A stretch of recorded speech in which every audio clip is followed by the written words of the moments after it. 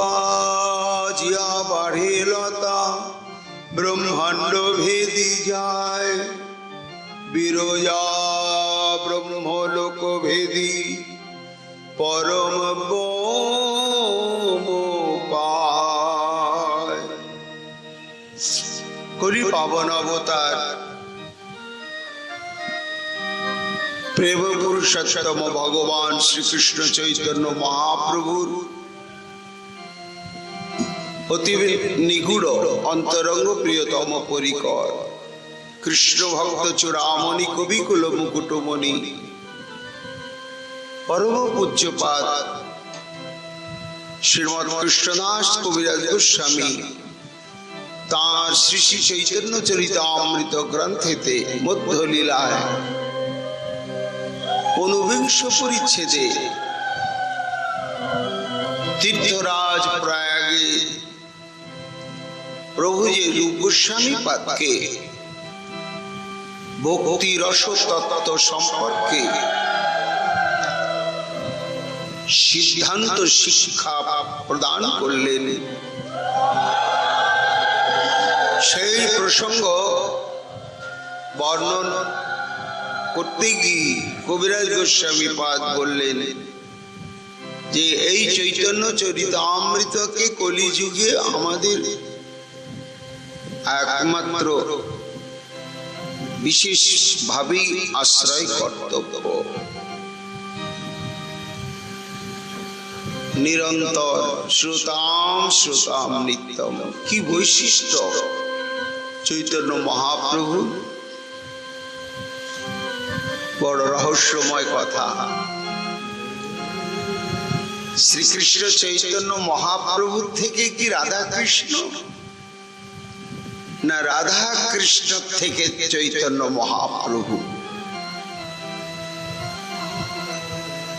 নির্ধারণ করা বড় মুশকিল। সাধারণত আমরা বলছি যে আগে রাধা গোবিন্দ, তারপরে সেই বিবর্ত বিলাসে নিগুড় রস আস্বাদনের গাঢ় উন্মাদনায় শক্তি শক্তিমান একীভূত হয়ে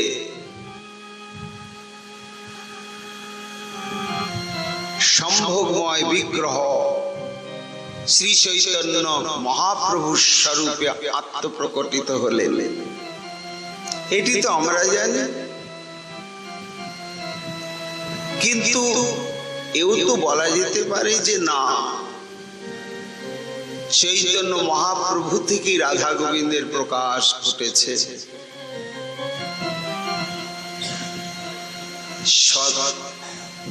সদ্বিতীয় মৎস্য তস্মাৎ একাকী নরমতে,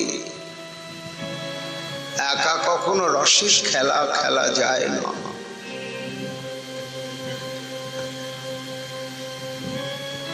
তাই রাধা কৃষ্ণ দুই স্বরূপে বিভাজিত হয়ে অশেষ বিশেষে রস আস্বাদন বাসনায় ব্রজলীলার প্রকাশ, উৎসব ওই গৌরলীলা। এই সম্ভাবনার সূত্রটি তুলে ধরছেন আমাদের কবিরাজ গোস্বামী পাদ। কি না, এই রাধা কৃষ্ণ লীলা অজস্র অনন্ত ধারায় নিরন্তর প্রবাহিত হয়ে চলেছে। কৃষ্ণ লীলামৃত সার তার শত শত ধার, 10 দিক বহে যাহা হইতে, সেই চৈতন্য লীলা হয় সরোবর অক্ষয়, মনহংস চরাহ তাহাতে। আমরা পৃথিবীর বুকে, বিশেষত ভারতের পূর্ব পশ্চিম উত্তর দক্ষিণ হিমালয়ের চারিদিকের ভূখণ্ডে যত অগণিত নদী প্রবাহ দেখি, তার মূল উৎস হিমালয়। আর এই হিমালয়ের শিখর প্রদেশে অনন্ত জলরাশি, ঘনীভূত হয়ে অবস্থান করছে। কোন সৃষ্টির সুপ্রভাত কাল হতে সেই উৎস থেকে, ঘনীভূত উৎস থেকে বিগলিত হয়ে হয়ে অজস্র চারিদিকে নদী প্রবাহ আজও বয়ে চলেছে, তার শেষ নেই। তাহলে এই অজস্র নদী প্রবাহের উৎস যেমন হিমালয় শিখরস্থিত সেই জমে থাকা ঘনীভূত হিম প্রবাহ, তদ্বৎ চৈতন্য লীলা হয় সরোবর অক্ষয়।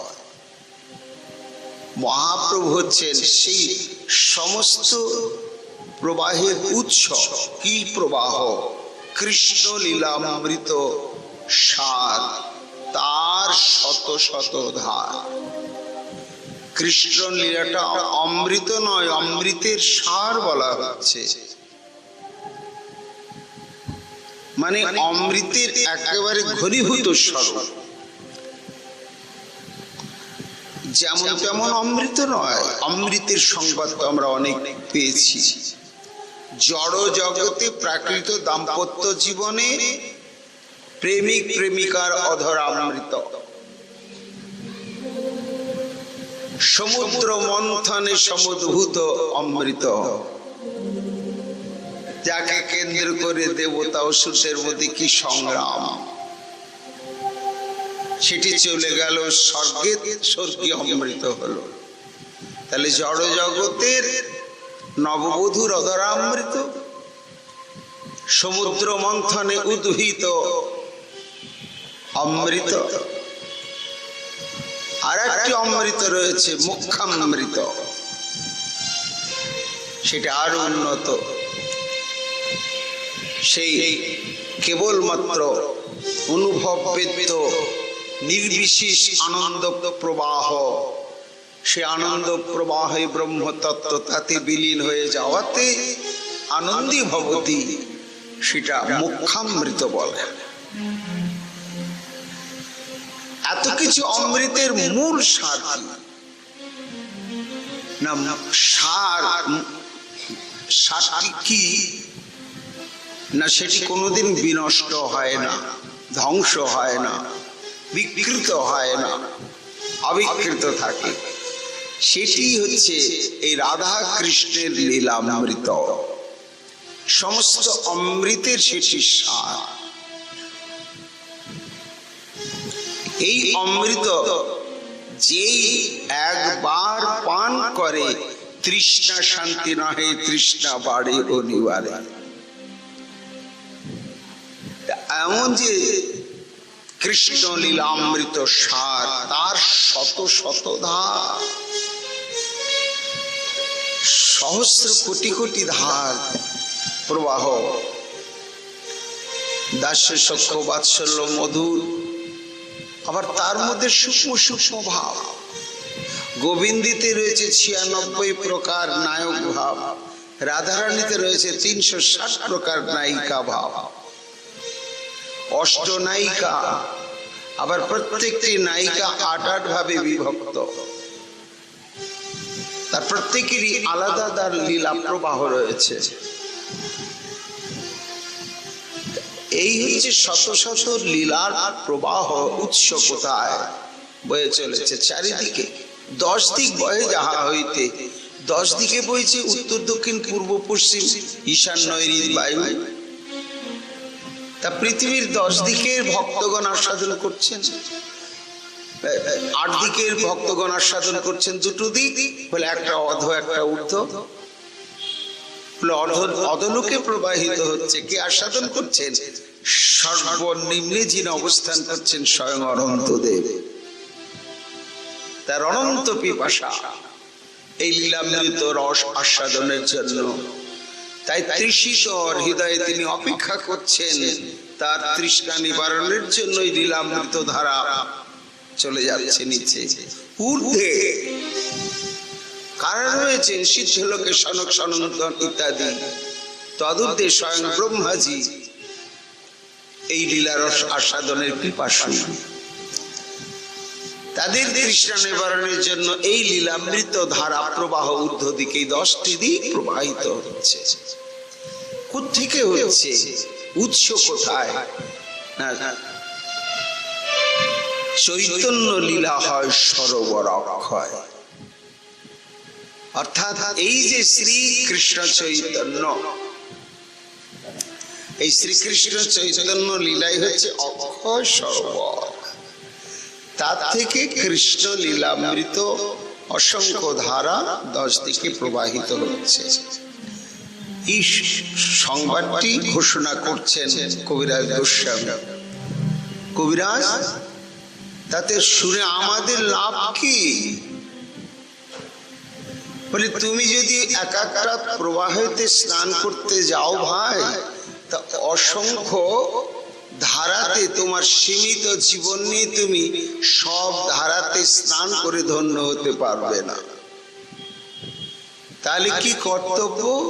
বলে, অসংখ্য ধারা যেখান থেকে প্রবাহিত হচ্ছে সেইখানেই যদি গিয়ে তুমি ডুবতে পারো, তাহলে তোমার হয়ে গেল সব।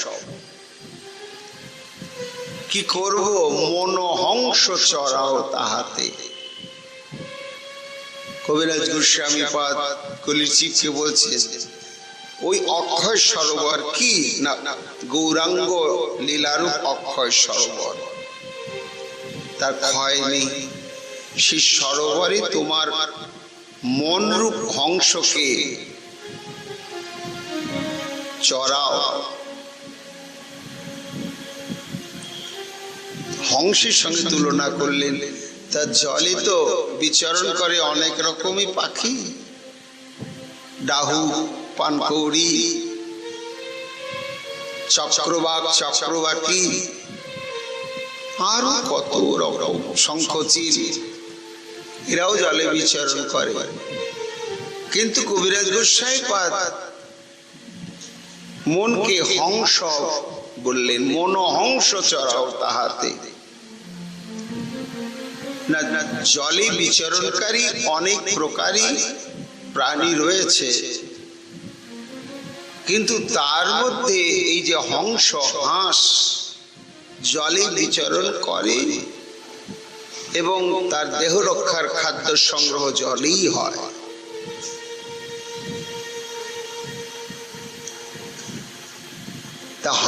কিন্তু একসঙ্গে নানা জলে বিচরণকারী পক্ষীকুল বিচরণ করলেও হংসের একটি অনন্য সাধারণ বৈশিষ্ট্য, সেটি কি? বলে, ওই যে জল আর দুধ একত্রিত করে তাকে পান করতে দিলে সারটুকি গ্রহণ করে নেয়, অসারটা গ্রহণ করে না। এই সার অসার গ্রহণের ক্ষমতা, যোগ্যতা, মনোবৃত্তি হংসেরই রয়েছে। তা হে কলিহত জীব, তোমার মনটাকে হংস করো, সার অসার তত্ত্বজ্ঞান লাভ করে কোনটা বর্জ্য পদার্থ আর কোনটা গ্রাহ্য পদার্থ বিচার করো, করে তবেই তুমি বিচরণ করাতে এই গৌরাঙ্গ লীলারূপ অক্ষয় সরোবর। কেন? যতক্ষণ পর্যন্ত তাহলে কি, যতক্ষণ আমার মন হংসের চরিত্র স্বভাব বিশিষ্ট না হবে ততদিন গৌর গৌর বলবো না? বলে, না, মনোহংস চড়াও তাহাতে বলার তাৎপর্য রয়েছে। এই যে আস্বাদন রয়েছে গৌর লীলাতে, চরম আস্বাদন রয়েছে। রাধা গোবিন্দের লীলারস আস্বাদনের চাইতে অতীব নিগুড় গম্ভীর আস্বাদন রয়েছে গৌর লীলা।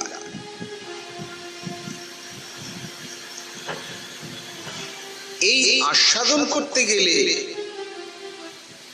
তোমার মনটাকে হংসের চরিত্র বিশিষ্ট করতে হবে। কিভাবে হবে গোসাইজি? ওই গৌর গৌর গৌর বলতে বলতে বলতে বলতে বলতে বলতেই হবে, আর কোনো পথ নেই। নিতাই গৌর হরি। বলো যে আমার যোগ্যতা নাই, গৌর থাকবেও না, কিন্তু তোমার নাম আমি ছাড়বো না। খেতে নিতে শুতে শুচি অশুচি অবস্থায় সর্বক্ষণ আমি গৌর গৌর গৌর গৌর বলতেই থাকবো। এইভাবে যদি গৌর নামকে তুমি আশ্রয় করতে পারো, আস্তে আস্তে তোমার চিত্তবৃত্তিটি হংসের স্বভাব বিশিষ্ট হয়ে যাবে। তখন দেখবে যে গৌর নাম, গৌর কথা কেবল চিত্তকে সংশোধন করার ঔষধ নয়, মলিন মনকে বিধৌত করার সাবান সোডা নয়। ওটা একটা নিগুড় আস্বাদ্য বস্তু, যার বিন্দু মাত্র আস্বাদনেই মানব জনম জীবন ধন্য হয়ে যায় এবং যাবে। কেমন আস্বাদ্য! কবিরাজ গোস্বামী পাদ বলছেন, চৈতন্য লীলা রসপুর, কৃষ্ণ লীলা শুকরপুর, দোহে মিলি হয় যে মাধুর্য, সাধু গুরু প্রসাদে তাহা যে আস্বাদে, সেই জানে মাধুর্যের ধৈর্য। এই আস্বাদনটি কেবল গৌর লীলা আস্বাদনে হবে না, কেবল কৃষ্ণ লীলা আস্বাদনে হবে না, দুটি মিলে মিশে একাকার হয়ে গিয়েছে। এই তত্ত্বটি, এই দৃশ্যটি একেবারে অকাতরে উজাড় করে তুলে ধরলেন কবিরাজ গোস্বামী পাদ। আর কেউ পারেন নাই, যে কিভাবে মাখামাখি হয়ে গিয়েছে গৌর লীলা কৃষ্ণ লীলা, দোহে মিলি হয় যে মাধুর্য।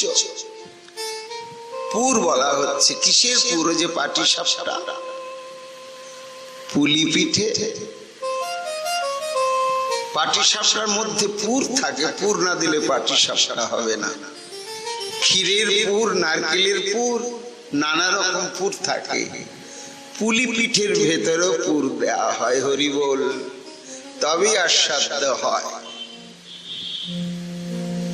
এখন এই পাটি সাপটা বা পুলি পিঠে যারা জানে চেনে, তারা সেটি যখন আস্বাদন করবে তখন এমন ভাবে মুখের মধ্যে নেবে যাতে ভেতরের পুরটা সহ মুখের মধ্যে আসে, হরি বল। তা যদি না যায় তাহলে তার পরিপূর্ণ যে স্বাদটা, আস্বাদনটা পাওয়া যাবে না। জীবনে পুলি পিঠেই কি জানি না, পাটি সাপটাই জানি না, জানাবে কে? সাধুগুরু প্রসাদে তাহার যে আস্বাদে। আহা, এই যে ভক্তিলতার বীজ যিনি প্রদান করলেন, মালিকে কৃপা করে বপন করে দিলেন, সেই গুরু তত্ত্ব জানাবেন। গৌর কি বস্তু?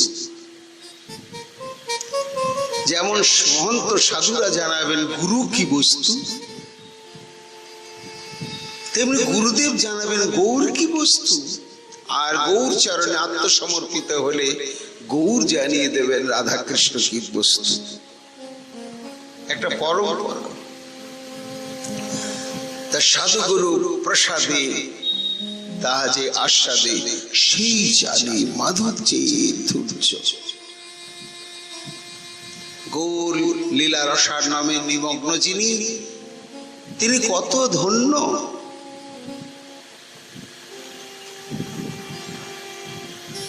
গৃহে বা বনেতে থাকে, হা গৌরাঙ্গ বলে ডাকে, নরোত্তম মাগে তার সঙ্গ। কেননা তুমি নিবিড় ভাবে আস্বাদন করছো ভাই, না হলে তুমি গোড়া গোড়া বলছো কেন? রাধা গোবিন্দ, গোবিন্দ রাধা বলতে কত সময় লাগছে, আর গোরা হয়ে গেল। গোবিন্দ এবং রাধা বলে উল্টো হয়ে গেল যে, কোথা তো লেখা থাকে না গোবিন্দ রাধা,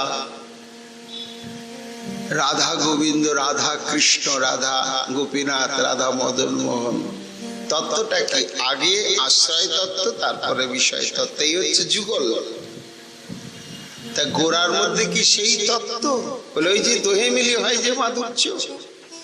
আরে গোড়ার গোটা কিন্তু গোবিন্দ নয়, তবে কি গোবিন্দাই তো রাধা। ওই যে টোটা গোপীনাথে যারা গিয়েছেন দর্শন করেছেন কৃষ্ণ বর্ণ রাধা,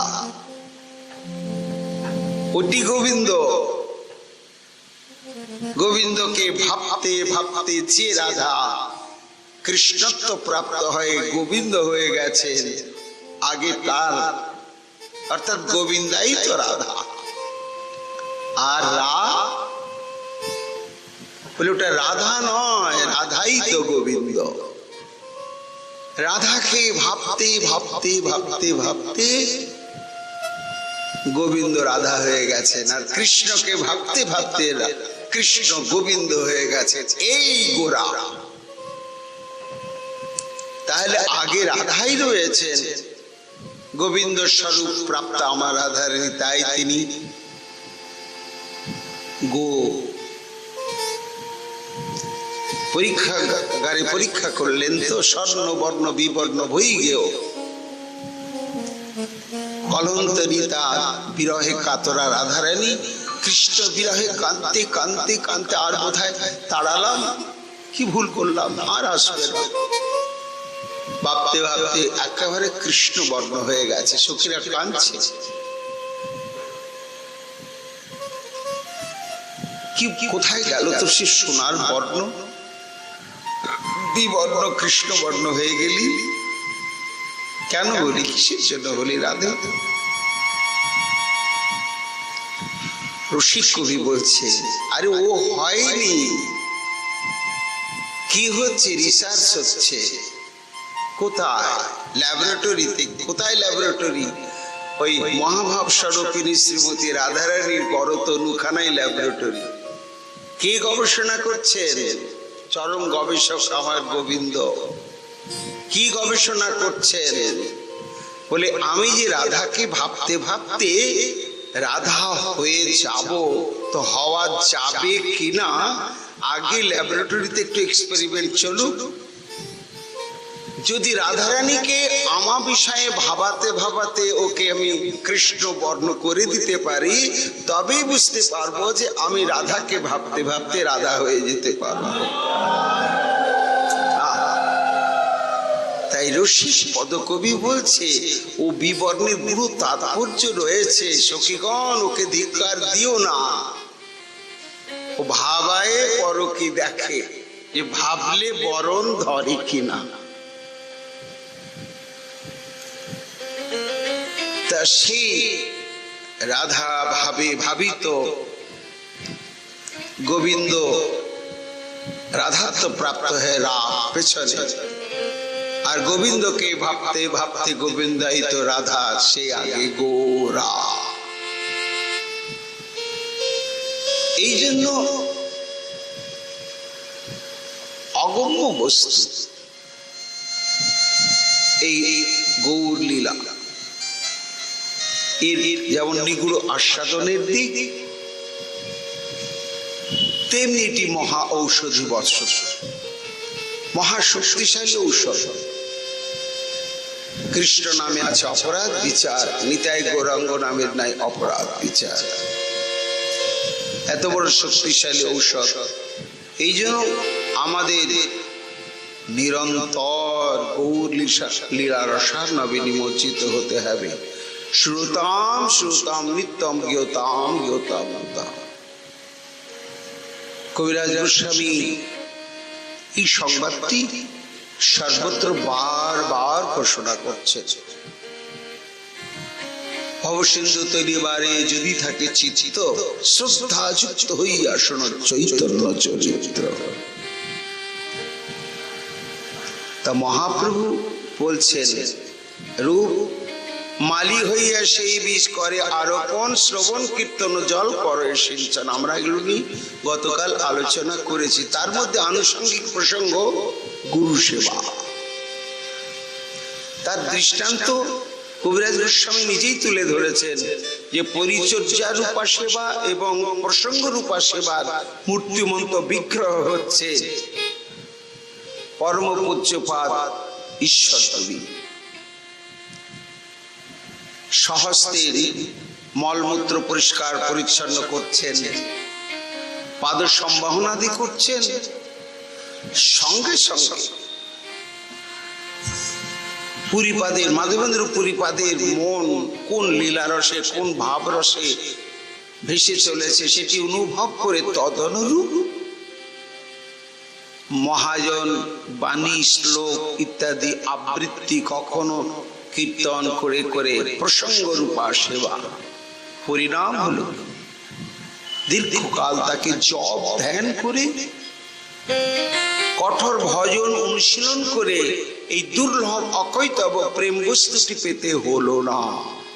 দেহ রাখার আগেই মাথায় হাত দিয়ে মাধবেন্দ্র পুরীপাদ ঈশ্বরপুরীর মস্তকে হাত দিয়ে বললেন, যাও, আজ থেকে তোমার প্রেমের উদয় হয়ে গেল। তা এই শ্রবণ কীর্তনটি হবে আমাদের গুরুদেবের আনুগত্যে। দীক্ষা নিলাম, তারপরে গুরুদেবের সঙ্গে আর কোনো সম্পর্কই রইল না, হয়ে গেছে তো আবার কি। তারপরে তো যুগের পরিবর্তনে কলিযুগ, আমরা কেউ প্রভাব থেকে মুক্ত নয়। তদনুরূপ আমরা গুরু শিষ্য সবই সমাজে দেখতে পাই। একজন গুরুদেব বলছে, আমি খুব চেষ্টায় আছি 1 লাখ শিষ্য করবার জন্য। বলার না উচিত না, নিন্দা করার জন্য বলছি না, কলির প্রবাহটা কিরকম। আমি বললাম, বাবা কেন, বয়স হয়ে যাচ্ছে তো 1 লাখ শিষ্য যদি মাসে 1 টাকা করে দেয়, আবার মাসে 1 লাখ আমার নিশ্চিন্তে চলবে। আমরা শিষ্যরা ওই রকমই গুরু খুঁজি, কোনো জব ধ্যান করতে হবে না, মাসে 1 টাকা দিলে বাস বৈতরণী পার হয়ে যাবে, যা খুশি করবো, যা খুশি বলবো।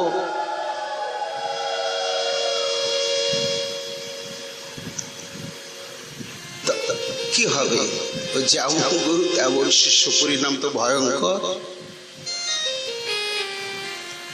কিন্তু গুরু তত্ত্বটি গম্ভীর, গুরু সেবাটি গম্ভীর। কয়জন? তেমনি একটা দৃষ্টান্ত আজকে আমরা আলোচনা করব। কেন গুরু পূর্ণিমা উপলক্ষে আমরা এখানে এই ভজন সভা সম্মিলিত হয়েছি, তো তাই এই গুরু সেবার দৃষ্টান্তগুলো স্বর্ণরেখার মতন আমাদের হৃদয়ে গেঁথে নিয়ে চলতে হবে। জানি আমরা সবাই পারবো না, কিন্তু চেষ্টা তো করার অধিকার সবারই রয়েছে। পারি বা না পারি, চেষ্টা করব। দোষ কি চেষ্টা করতে? যে গুরু সেবার জন্য আমাকে কোথায় পৌঁছাতে হবে। এই শ্রবণ কীর্তন জল করে সিঞ্চন, তার সঙ্গে যে গুরু আনুগত্য, তার একটি সমুজ্জ্বল দৃষ্টান্ত হচ্ছে নরোত্তম ঠাকুর মশাই। তার এই গুরু সেবার নিষ্ঠার দৃষ্টান্তটি আমাদের ওই স্বর্ণরেখার মতো গ্রহণ করতে হবে, এটা আমাদের জানা প্রয়োজন রয়েছে। তিনি জমিদার পুত্র, কিন্তু শৈশবে সাধু সঙ্গ প্রভাবে কৃষ্ণ অনুরাগী সংসারে মন বসল না। সংসার ত্যাগ করে চললেন মধু বৃন্দাবনে। শ্রীমৎ জীব গোস্বামীর চরণ আশ্রয় করলেন, তার আনুগত্যে থাকলেন। শ্রীজি তাকে পড়াশোনা শেখালেন এবং এত মেধা এবং এত ভক্তিতত্ত্ব রসজ্ঞান অল্প সময়ের মধ্যে লাভ করলেন। শ্রীজীব গোস্বামী পাদ তাকে ঠাকুর মশাই উপাধি প্রদান করলেন।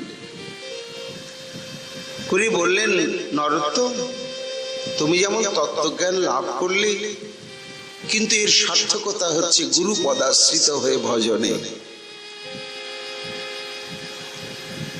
তা আমার মনে হয় তোমার যোগ্য গুরুদেব একমাত্র লোকনাথ গোস্বামী। চলো। ঠাকুর নরোত্তমের হাত ধরে স্বয়ং শ্রীজীব গোস্বামী নিয়ে এসেছেন লোকনাথ গোস্বামী পাদের কাছে। একান্তি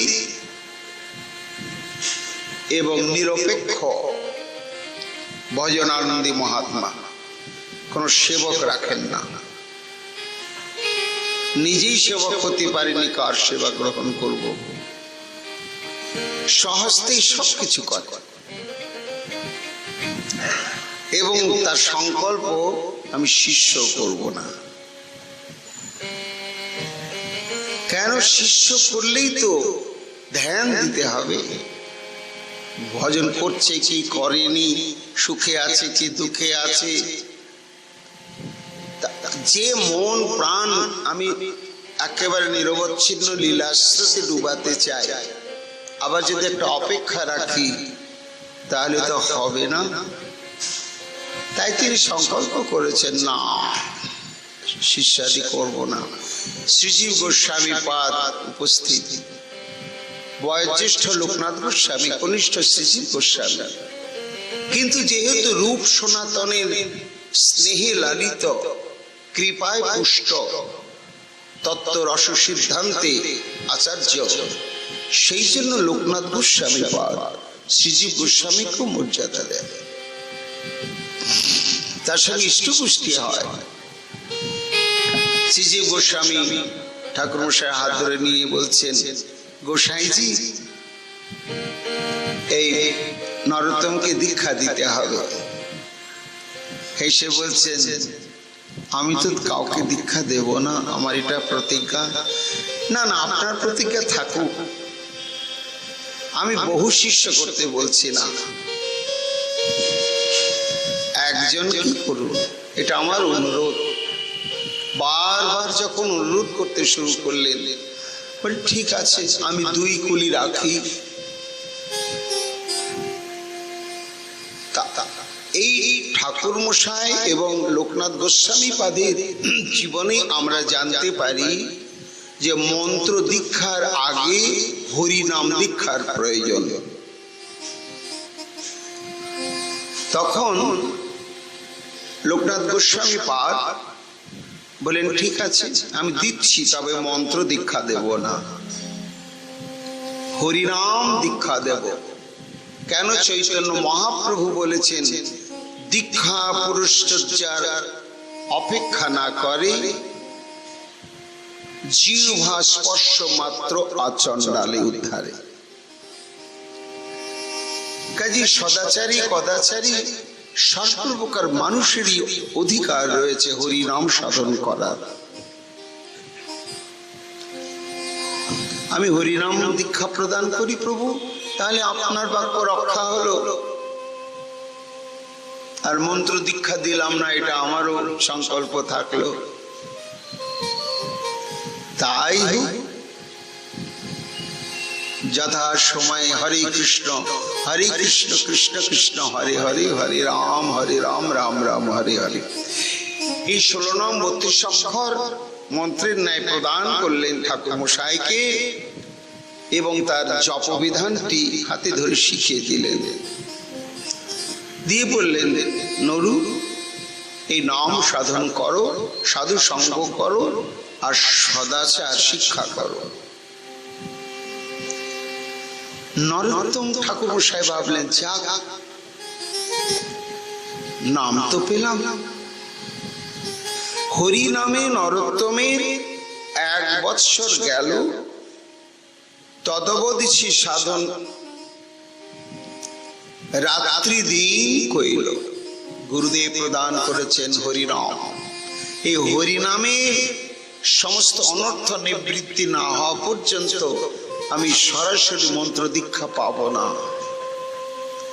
তাহলে যদি আমি নাম সিদ্ধ হতে না পারি, একনিষ্ঠ ভাবে যদি নাম সাধন করতে না পারি, তাহলে কোনোদিনই তো মন্ত্র দীক্ষা পাবো না। তাই নাম সাধনটি চলল তার অতি নিষ্ঠা সহকারী, দিন এবং রাত্রি। 2 লক্ষ নাম সাধন নিভৃতে বসিয়া, সংখ্যা লয় বসি রাত্রিতে জাগিয়া, 2 লক্ষ হরিনাম সংকল্প করলেন। যদি সারা দিনে সংখ্যা পূর্ণ না হয়, সারা রাত্রি বসে বসে সংখ্যা নাম পূরণ করে। সংকল্প ঠিক আছে, যতটা বাকি থাকলো আগামীকাল ওটা করে নিয়ে আবার 2 লক্ষ করবো বলে আগামীকাল আমার জীবনে আসবে কি না আসবে কে জানে।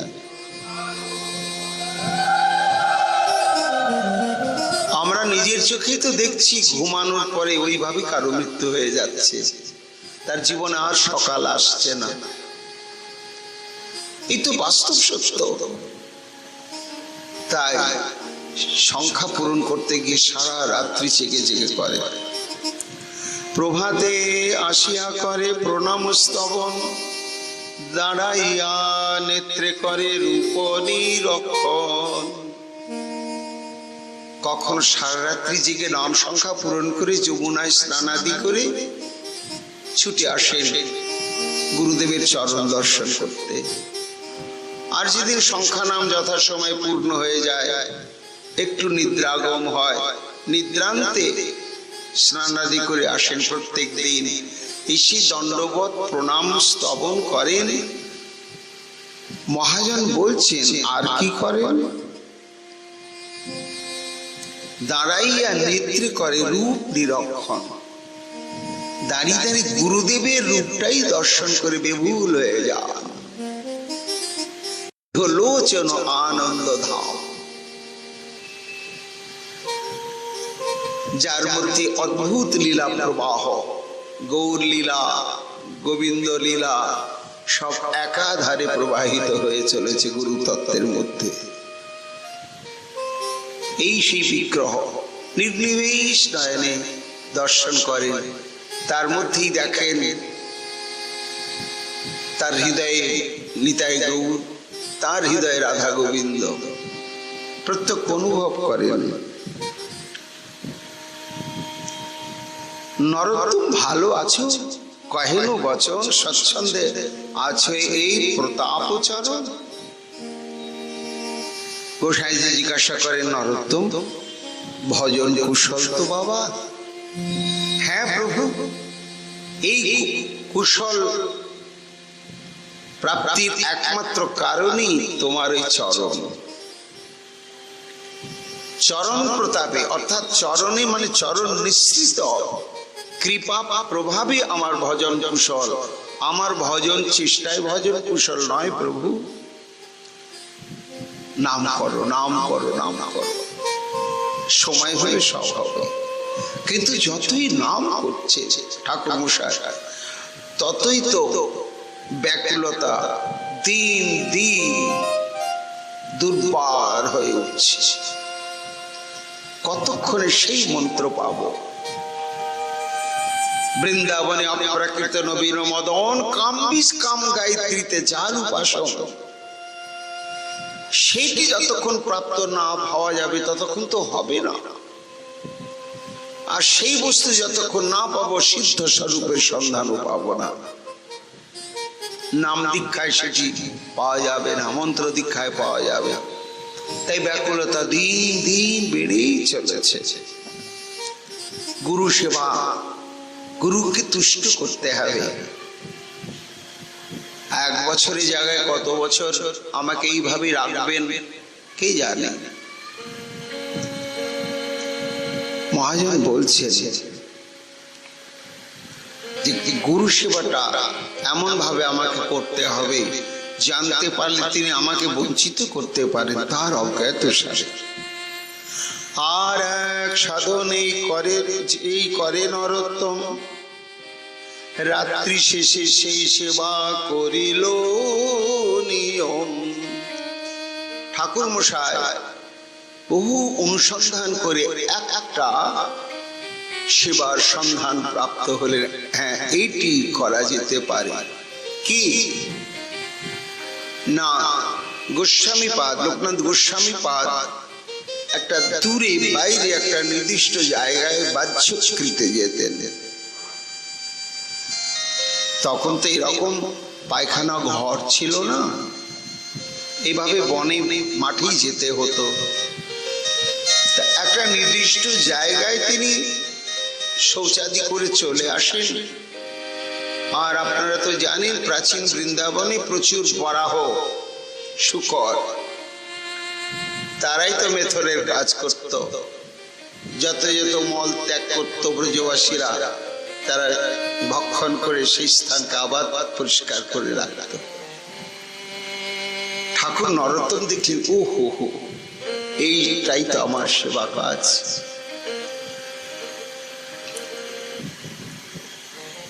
কি অনুরাগ গুরু কৃপা পাওয়ার জন্য। যে গোসাই জিউ যান বহির্দেশ, সেই স্থান যাই সংস্কার করেন বিশেষ। যেই স্থানে গোসাইজি যান বহির্দেশ, যেখানে বাচ্চকৃতে যান রাত্রি 3টার সময়, এইটি আমাকে করতে হবে। মৃত্তিকা শৌচের মাটি লাগে, মাটি ছানি আনে, নিত্য নিত্য এই মতো করেন সেবনে। প্রত্যেক দিন একটা ঝাঁটা দিয়ে সেই পরিত্যক্ত গুরুদেবের পরিত্যক্ত বিষটাকে যত্ন করে তুলে অন্য জায়গায় ফেলে দিয়ে সেই স্থানটি ঝাঁটা দিয়ে ঝাড় দিয়ে পরিষ্কার করে রাখেন, যে পরবর্তী সময় সেখানে শৌচ করতে যেন তার কোনো অসুবিধা না হয়। তারপরে একটু দূরে একটা জায়গায় মৃত্তিকা প্রলেপ দেওয়ার জন্য একটা জায়গা, গোসাইজি ওইখানেই বসে বসে হাতে মাটি পায়ে মাটি ঘষে ঘষে ধুয়ে তবেই তিনি আসতেন। বৃন্দাবনের মাটি তো সব কাঁকরময়,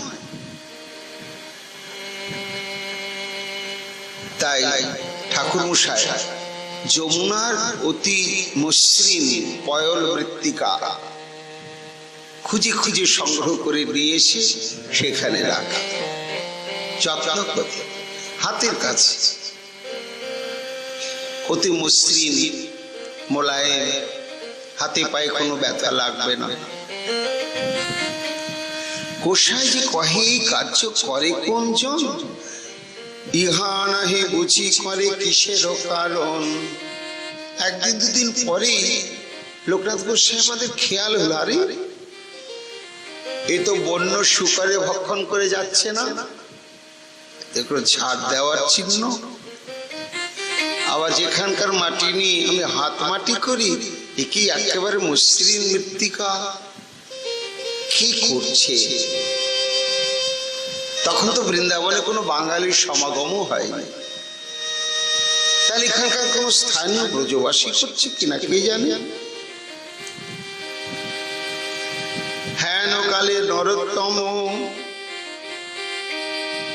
করেন গমন, সেই খালে সেই স্থানে নাহি কোন জন। ঝাঁটা গাছি পুঁতি রাখে মাটির ভিতরে, বাহির করি সেবা করে আনন্দ অন্তরে। এইভাবে অনুসন্ধান তৎপর হলেন লোকনাথ গোস্বামী পাদ, কিন্তু ধরতে পারছেন না।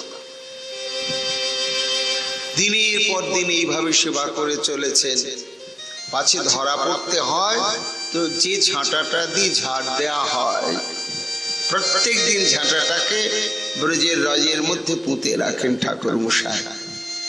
কাজ শেষ হয়ে গেলে আবার রাত্রিবেলা এসে সেখান থেকে ঝাঁটাটাকে তোলেন, তুলে একবার বুকে একবার মাথায় ঠেকান, তারপরেই ভাবে সেবা কাজ করে। আহা,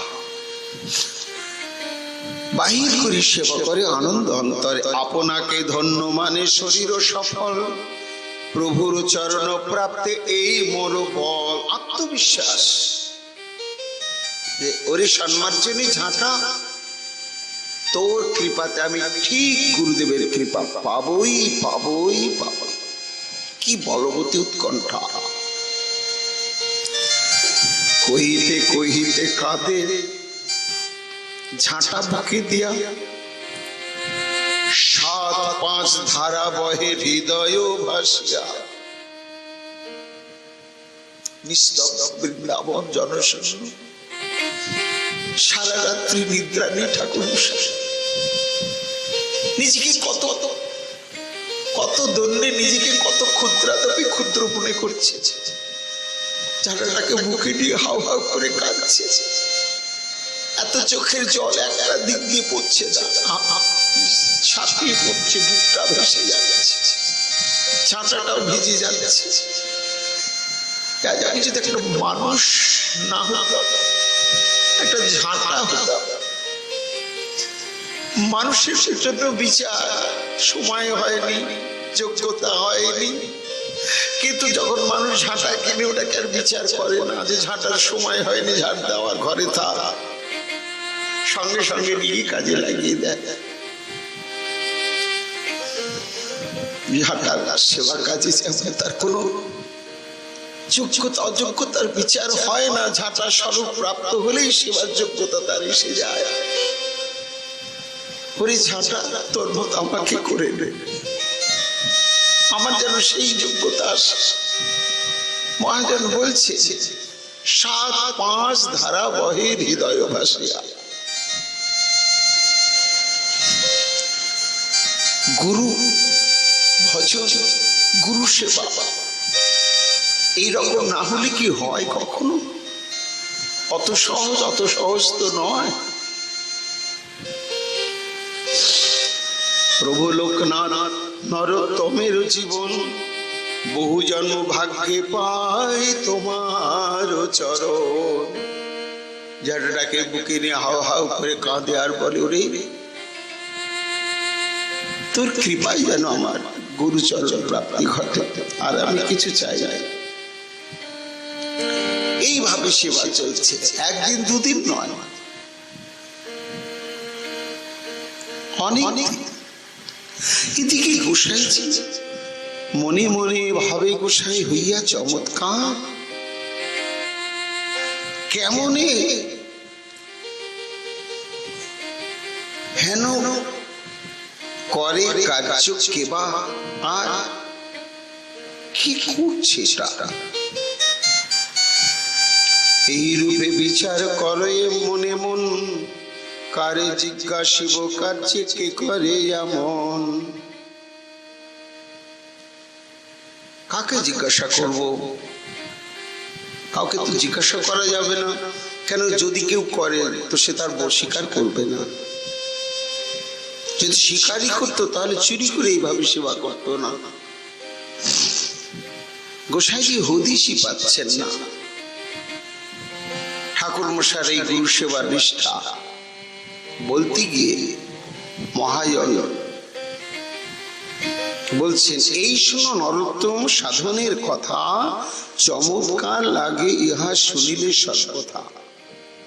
হেন কথা নাহি দেখি শুনি নাহি আর, গুরু প্রতি হেন প্রীতি হইব কাহার? নিতাই গৌর হরি বল। এইসব দৃষ্টান্ত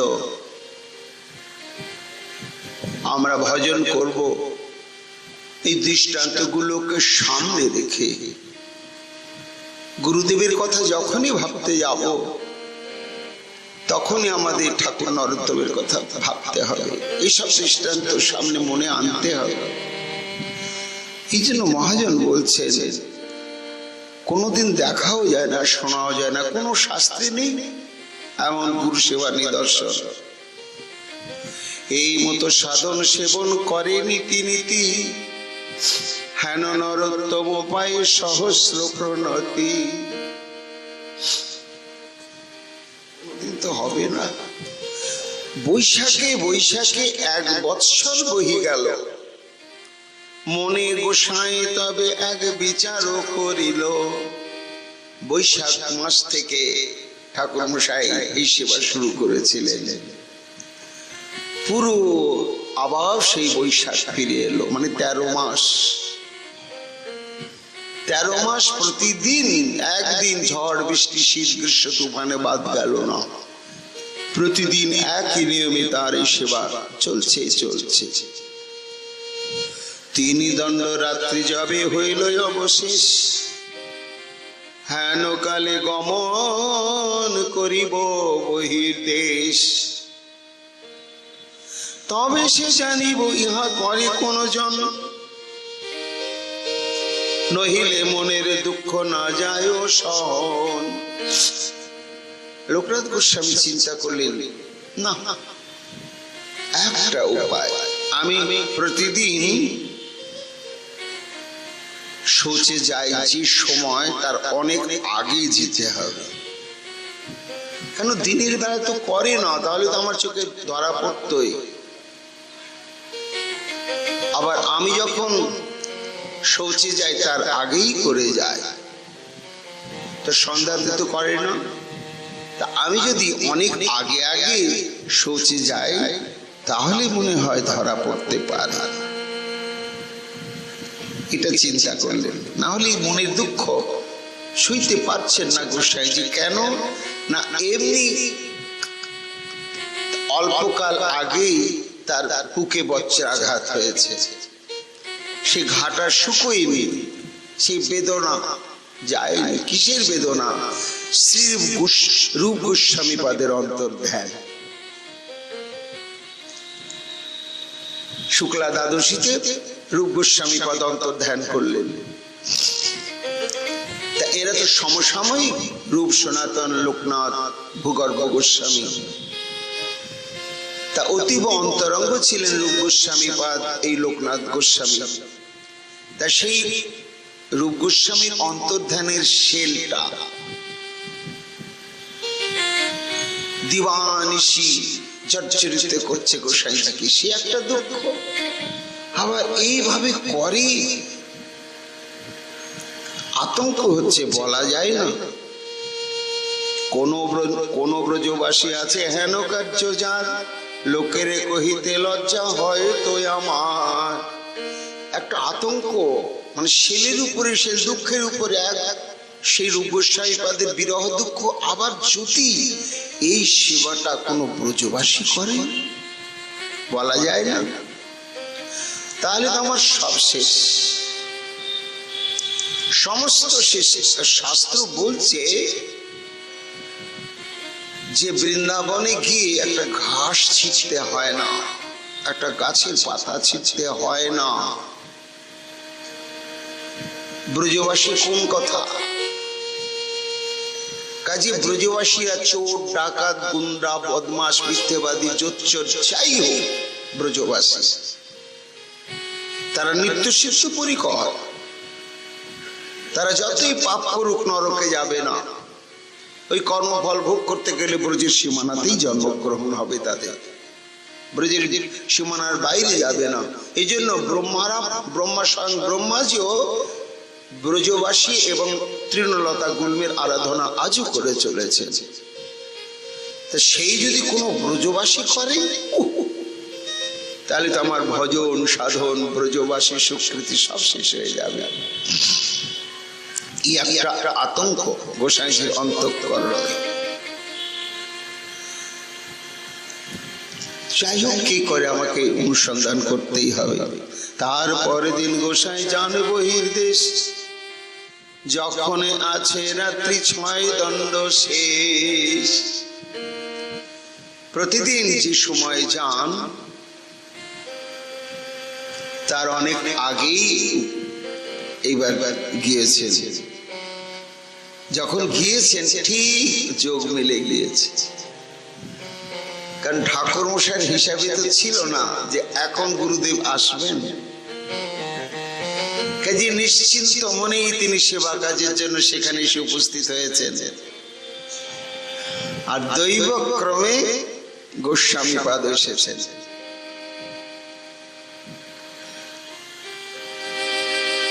হেন কালে নরোত্তম সেই স্থানে আছে, ঝাঁটা দিচ্ছেন গোসাই দান্ডাইয়া তার পাছে। কি যেন একটা আচ্ছন্দকার ছাড় দিচ্ছে, ঝাঁটা দিয়ে দাঁড়িয়ে পড়েছেন তার কাছাকাছি গিয়ে, বুঝতে পারছেন না, দেখছেন একটা মানুষ বটে, কিন্তু ব্রজবাসী না ব্রজের বাইরের কেউ, কিছুই বোঝা যাচ্ছে না। ঝাঁটা বুকে নরোত্তমে আছেন ও সাক্ষাতে, কে বট বলি লাগিলা কহিতে। ঝাড় দিচ্ছেন মাঝে মাঝে, ঝাঁটাকে বুকে ধরে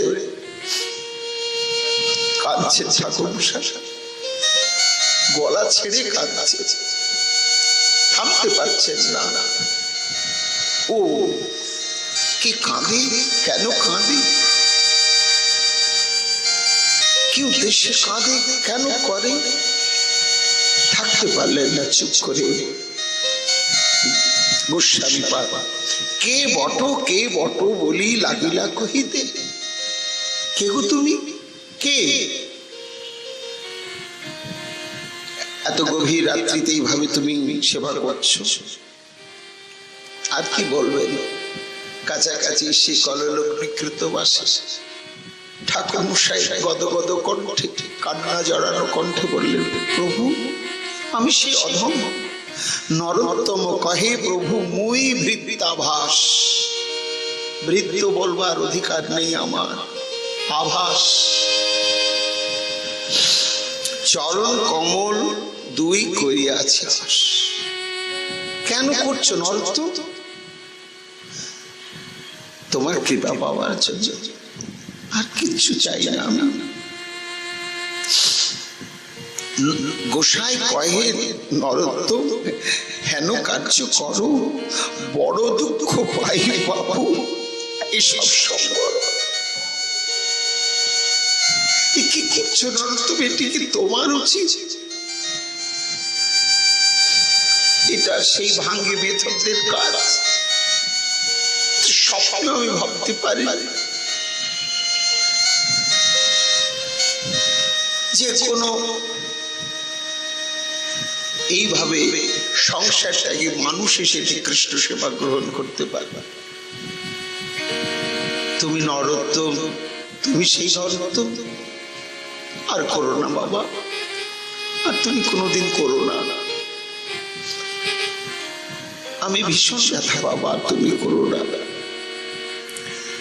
এই কথা কহি গোসাই শৌচেতে বসিলাম, তদবধি নরোত্তম সে স্থানে রহিলা।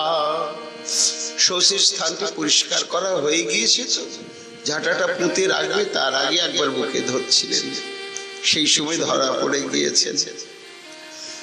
যা করলে আজকেই, কাল থেকে কিন্তু আর করবে না নরোত্তম।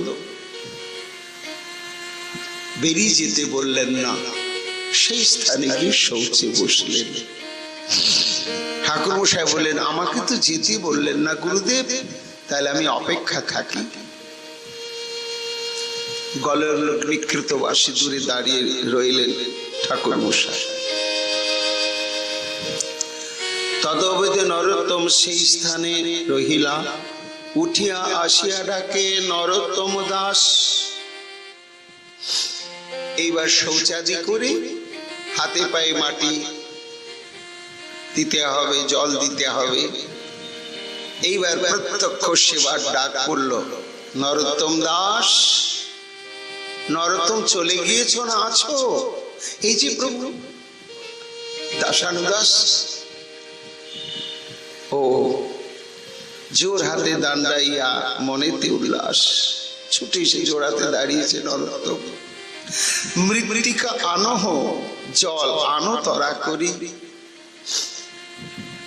আছো বাবা, যাও একটু মাটিটা নিয়ে এসো, হাতে পায়ে মাটি মাখাবো, আর ধোয়ার জন্য জল নিয়ে এসো। জয় গুরুদেব, জয় গুরুদেব। আজকে আমার সেবার স্বীকৃতি লাভ হলো, আজকে আমার সেবার স্বীকৃতি লাভ, গুরুদেব সেবা গ্রহণ করলেন, আজকে আমার সেবার নির্দেশ আদেশ দিলেন, মাটি আনো জল আনো। কি মুখটা ভরে গিয়েছে।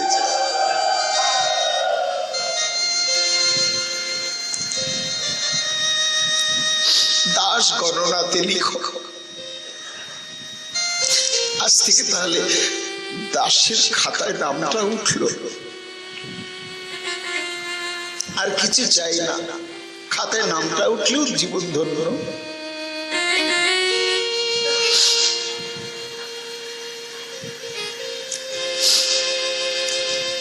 মৃত্তিকা আনহ জলে আনো তারা করি, মৃত্তিকা আনিয়া জল আনিলা ভরি। দুই হাতে মৃত্তিকা সে তুলিয়া দেন জল, সাক্ষাতে সেবন পাইল হইল তার বল। তাই শরীরে মনে আত্মায় যেন অনন্ত শক্তি। মনে হচ্ছে কোথায় তুমি দৈবী মা একবার এসো, কোথায় অনর্থ। আজ আমি গুরু কৃপা প্রাপ্ত হয়েছি, এমন কোন শক্তি নেই আজ আমার গতিপথকে অবরুদ্ধ করতে পারে। শক্তিতে একেবারে চিত্ত উদ্বেলিত নিশ্চিত হয়ে গেল। তারপরে চরণ ধৌত মৃত্তিকাদি ব্যবহার করার পরে লোকনাথ গোস্বামী পাদ যমুনায় গিয়ে স্নান করলেন। যমুনাতে স্নান করিলা আনন্দিত হইয়া, গোসাই কহেন স্নান করো যাইয়া।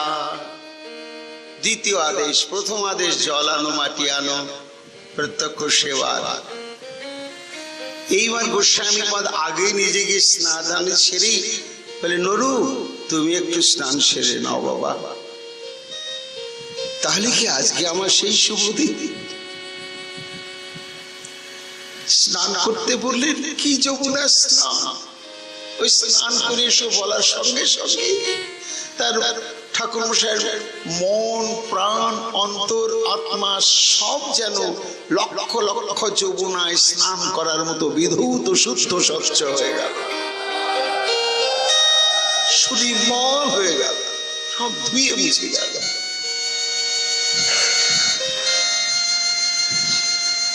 আনন্দিত হই যমুনাতে স্নান করি রঙ্গে, গোসাই কুঞ্জকে যান ইহ জান সঙ্গে। গুরুদেবের আদেশে যমুনায় স্নান করে আগে আগে গোসাইজি চললেন, পেছনে চলেছেন ঠাকুর নরোত্তম।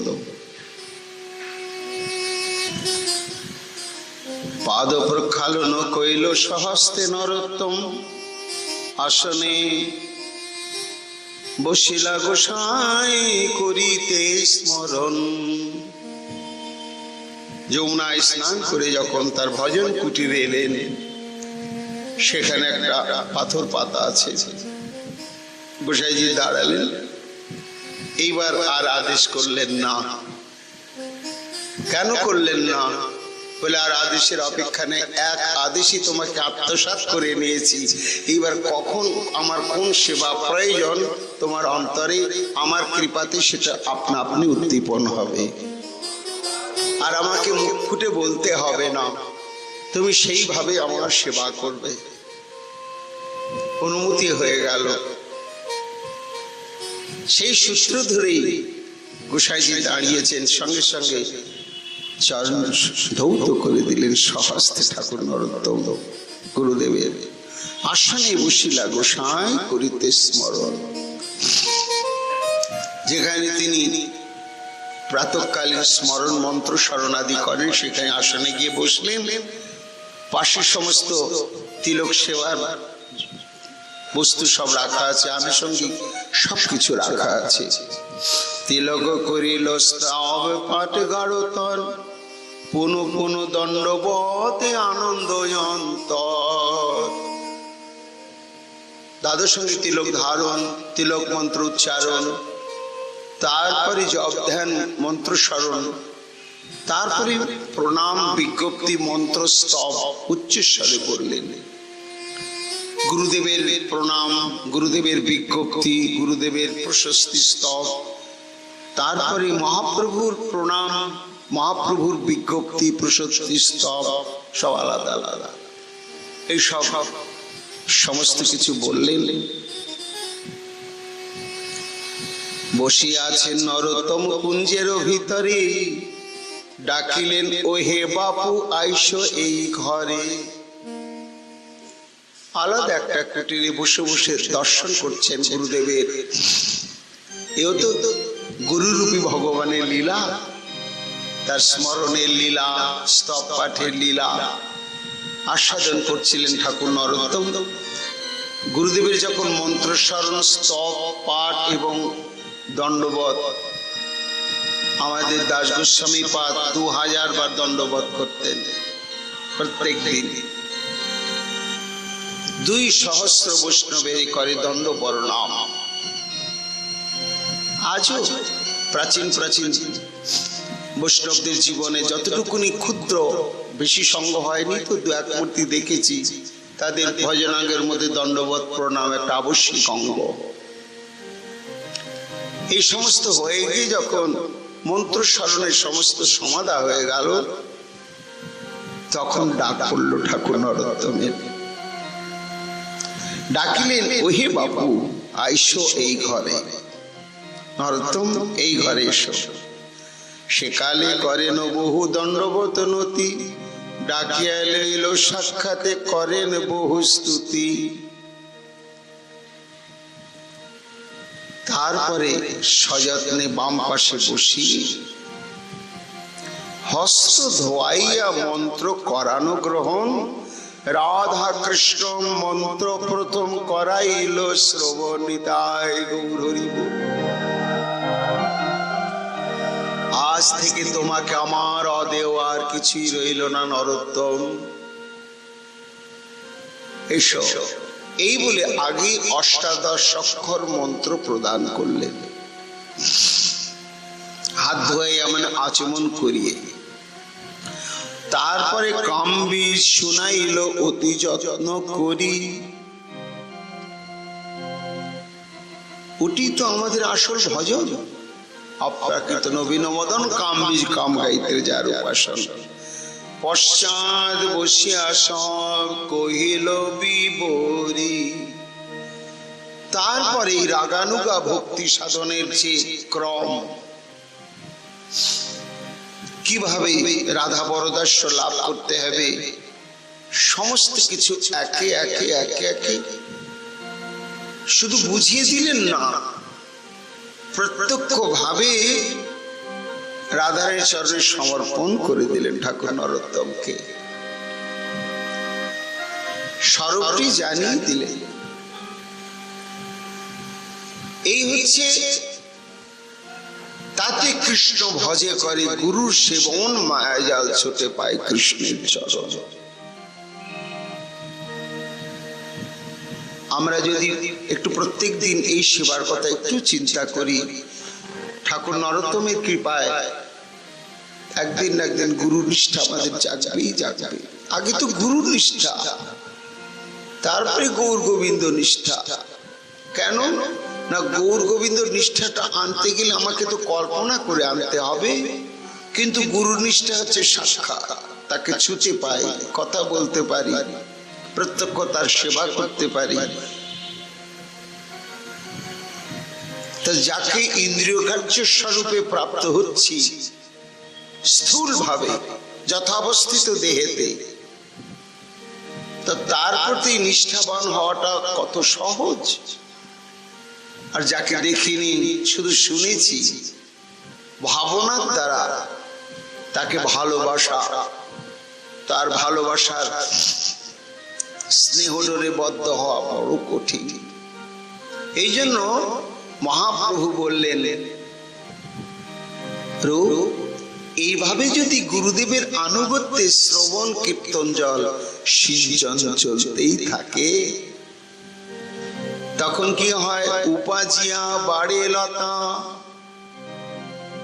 ওটা বৃক্ষ নয়, লতা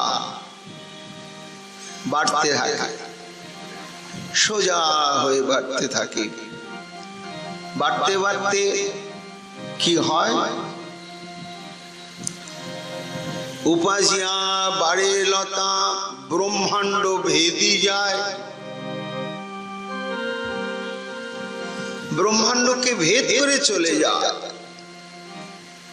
অর্থাৎ আমাদের ভজনটা হচ্ছে পৃথিবী, ভুল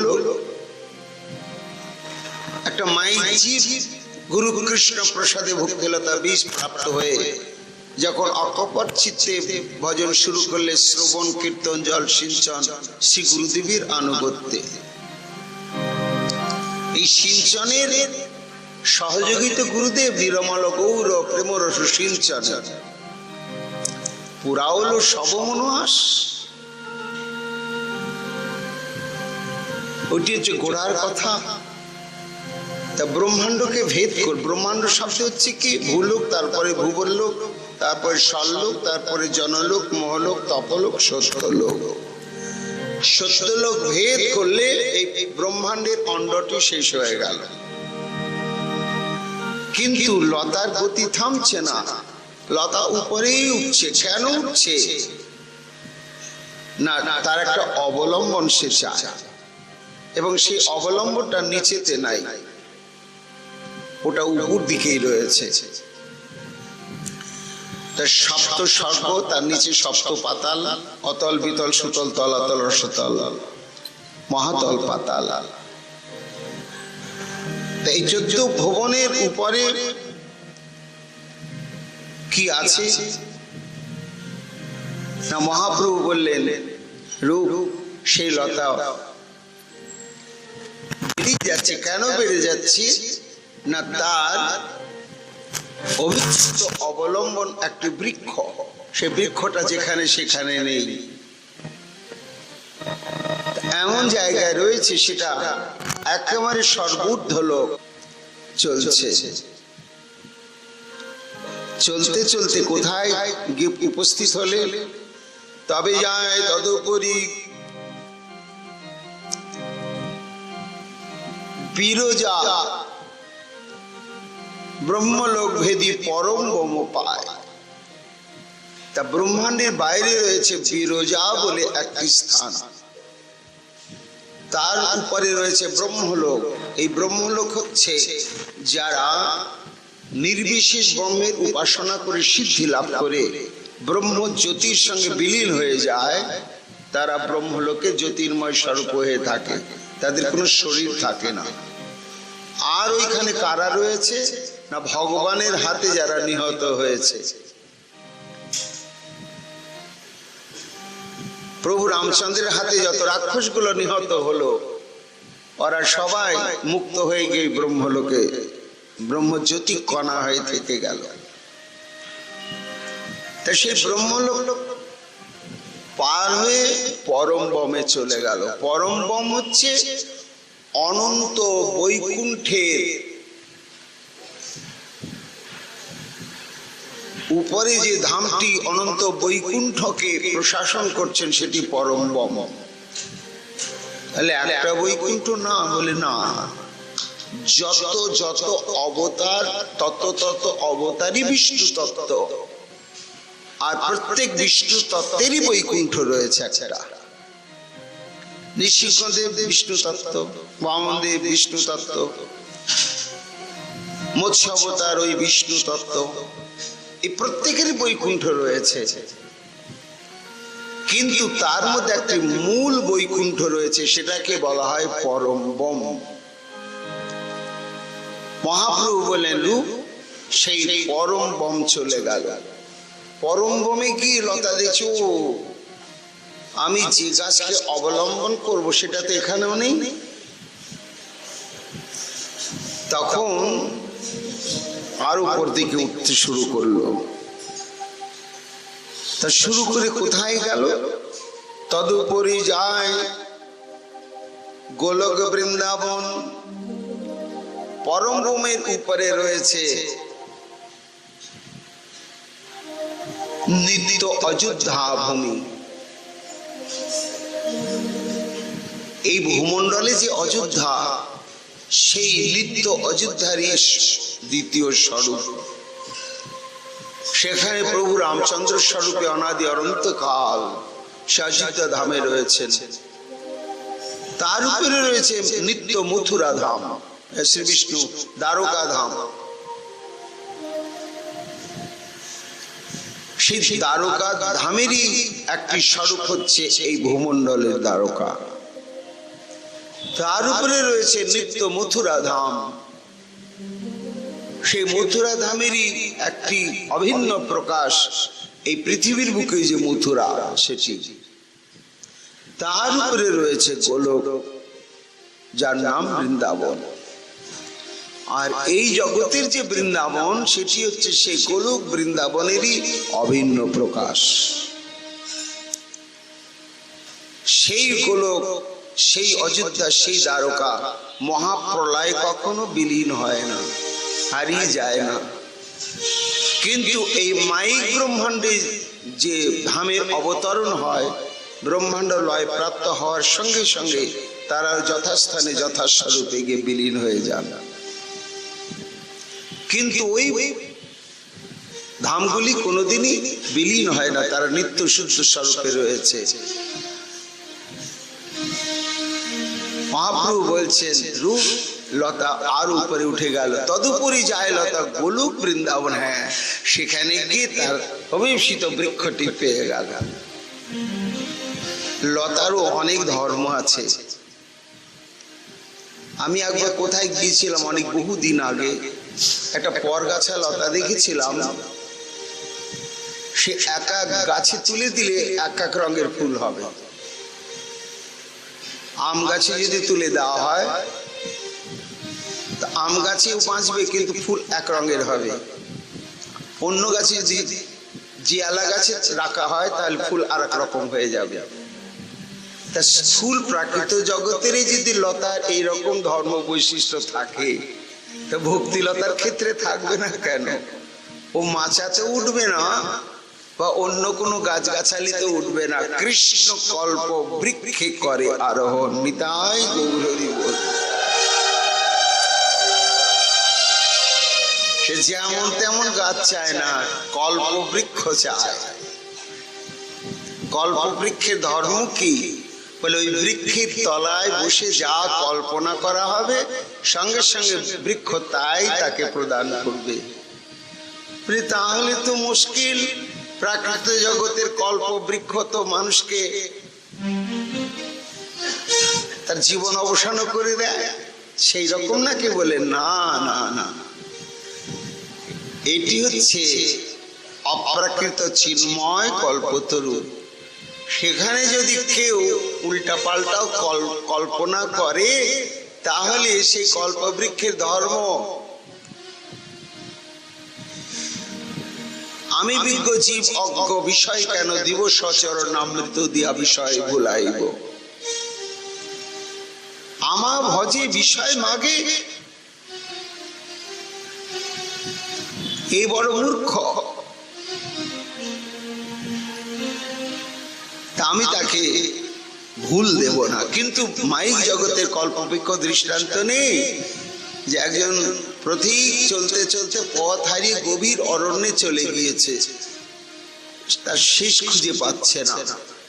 শীতের রাত, ক্ষুধায় ছটফট কাতর, শেষে অবসাদ প্রাপ্ত একটা গাছের তলায় বসে পড়েছে। অন্ধকার, ঠকঠক করে কাঁপছে, ক্ষুধা পিপাসা। ইস, বোধহয় মরে যাব, একটু খেতে পেতাম, যা একটু গরম গরম খাবার পেতাম প্রাণটা বাঁচত। হ্যাঁ ভগবান, আজকে আমার মৃত্যু মা। ভাবার সঙ্গে সঙ্গে দেখছে একবারে গরম গরম খিচুড়ি। বাড়ি কি অদ্ভুত! আর বাঁচি তো ভাই, তারপরে খিচুড়ি করতে এলো না এলো পরে বিচার করবো। আর এমন গন্ধ বেরোচ্ছে, যেমন ক্ষুধা তেমনি লোভনীয় খিচুড়ি। খেয়ে ভাবছি জল পেলে তো ভালো হতো। ও মা, গ্লাসে গ্লাসে জল, বেশ জল পান করে একবারে তৃপ্ত। শীতে ঠকঠক করে কাঁপছি। তো দেখো তো, ক্ষুধার জ্বালা গেল, কিন্তু শীতের জ্বালা তো আর সহ্য করা যায় না। ইস, একটা ভালো নূতন মোটা তোষক, তার উপরে যদি একটা লেপ পেতাম তাহলে কত ভালো হতো। ও মা, বলতে বলতে একেবারে সে 18 ইঞ্চি গদি উঁচু তার বিছানা, আর তদনুরূপ লেপটে। কে দিচ্ছে, কোত্থেকে আসছে? না না না, শুয়ে পড়েছে। কি আনন্দ! শুয়ে পড়ে ভাবছিস গভীর রাত্রি, সমস্ত বন্য জন্তুর গর্জন কানে আসছে। একটা বাঘ এসে যদি আমাকে খেয়ে ফেলে, সঙ্গে সঙ্গে একটা বাঘ এসে খেয়ে ফেলল, শেষ।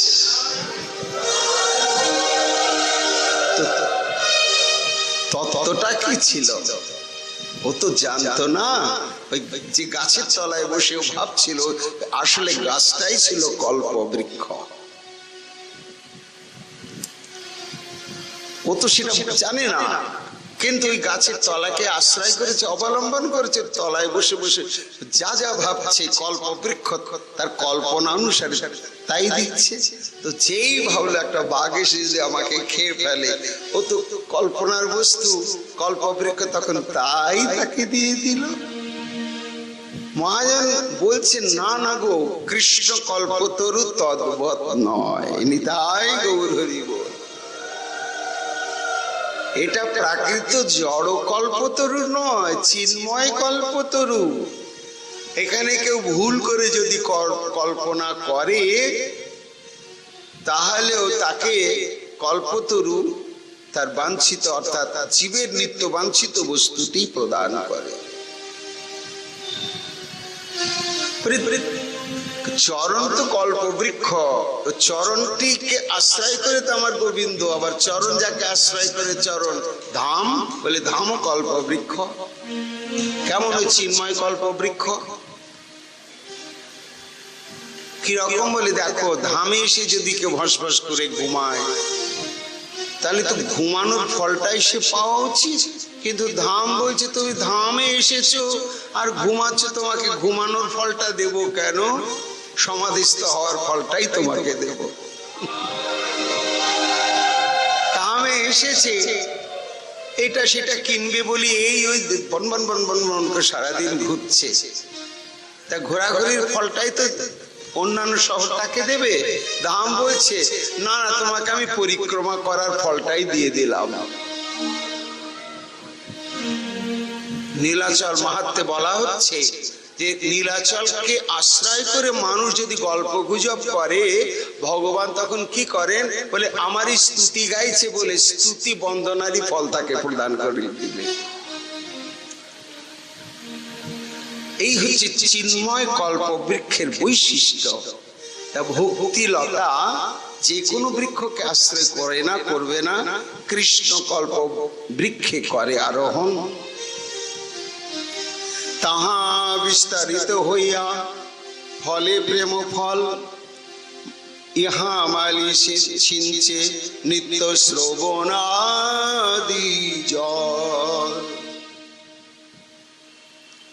রূপ গোস্বাইপাদ বলছেন প্রভু তারপরে কি এলো বলে যে জল দিচ্ছি তো, আর ওইখানে গিয়ে সে বৃক্ষকে আশ্রয় করে লতা বিস্তৃত হয়ে গেল, ফুল ফুটলো এবং দেখতে দেখতেই ফল ধরে গেল। কালাপেক্ষা নেই, জল সিঞ্চন চলতে থাকলেই যেমন তাড়াতাড়ি ও বড় হবে, তাড়াতাড়ি বৃক্ষকে আশ্রয় করবে, তাড়াতাড়ি বিস্তৃত হবে, তাড়াতাড়ি ফুল হবে, তাড়াতাড়ি ফল ধরবে, তাড়াতাড়ি আবার পেকেও যাবে। হরি বল। তারপর প্রভু বলে রূপ এই দেখো, এই লতা এবং তার পরিচর্যার একটি অদ্ভুত বৈশিষ্ট্য রয়েছে। জড় জগতে যখন লতাতে ফল ধরে যায়, কুমড়ো লতাতে একেবারে প্রচুর কুমড়ো ধরতে শুরু করে দিয়েছে, আর কেউ গাছের গোড়ায় জল ঢালে না, লতার গোড়ায়। আম গাছে যেই আম ধরে পাকতে শুরু করলো, কি আর আম গাছের গোড়ায় জল দিতে যাবে, আর দেয় না। কিন্তু লতার ফুল ফল পেকে যখন আপনি বোটা খুলে খুলে গাছ পাকা ফল পড়ছে, মালির কাছে আস্বাদন করছে, কিন্তু জল সিঞ্চনটা বন্ধ হচ্ছে না, করা যায় না।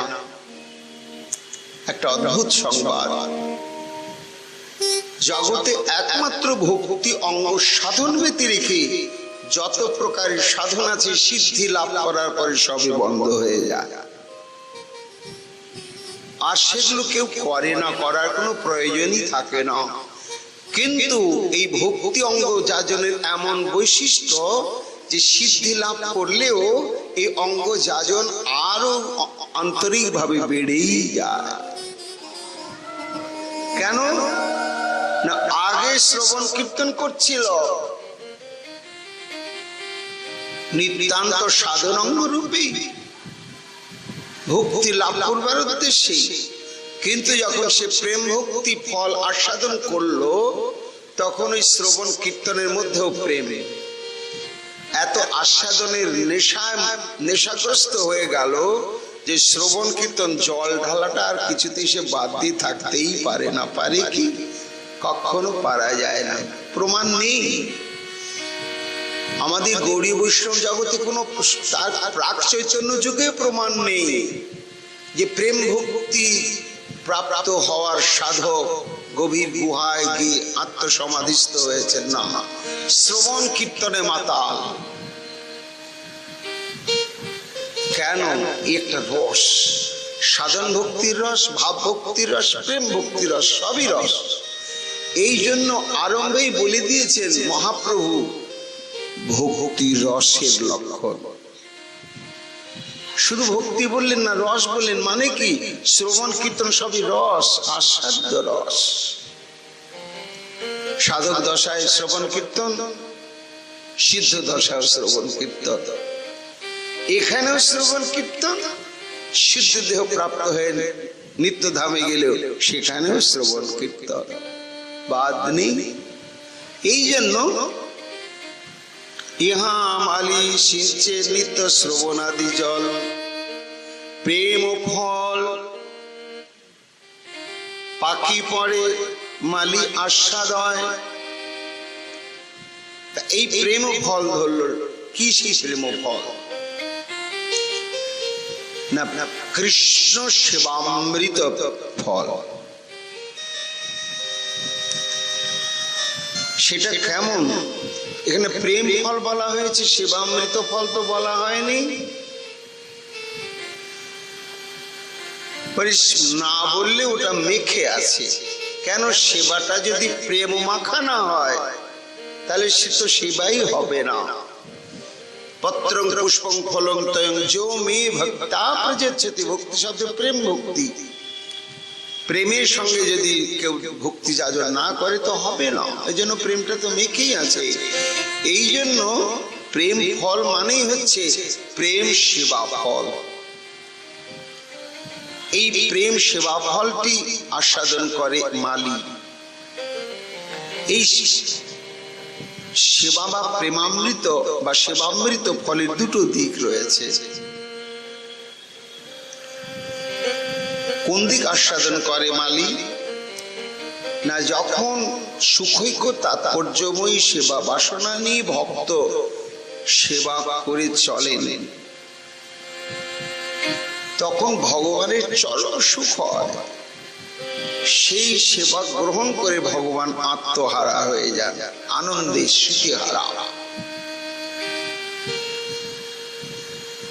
বিচার করা যাবে না। কলার খোসায় ভোজন করছেন আর বলছেন, আশ্চর্য হয় পিসি সারা জীবন কত কত নানা প্রকার দুর্লভ দুর্লভ কদলী ভক্ষণ করলাম, কিন্তু আজকে তোমার ঘরে যে কদলী ভক্ষণ করলাম জীবনে আর পাবো বলে আমি বিশ্বাস করি না। আরে ঠাকুর, খেলে তো খোসা, কলাই তো খাওনি তুমি, আজ তো কলাগুলোই ফেলে দিয়ে খোসা দিয়েছে। অথচ সত্যি বলছেন গোবিন্দ, আশ্চর্য আস্বাদনের চমৎকারিতায় আত্মহারা হয়ে গেছি। কি পেলাম, কি পেলাম পিসি, কি কদলী দিলে।